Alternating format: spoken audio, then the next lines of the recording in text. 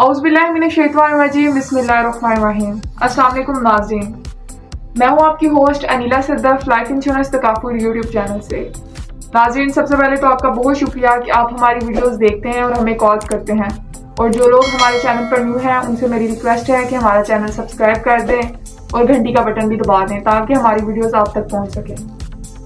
हमारे साथ मौजूद हैं मोटिवेशनल स्पीकर महज ज़फ़र इकबाल ज़फ़र साहब।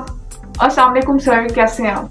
मेरा आज आपसे सवाल ये है कि सुना है कि अमेरिका का मुफ्त मल्टीपल वीज़ा मिलता है और वीज़ा लगने से पहले 15 से 20 लाख की आमदन भी हो जाती है, तो क्या ये बात सच है? औज़ुबिल्लाहिमिनश्शैतानिर्रजीम बिस्मिल्लाहिर्रहमानिर्रहीम। अस्सलाम वालेकुम नाज़रीन, वालेकुम सलाम बिस्मिल्लाह।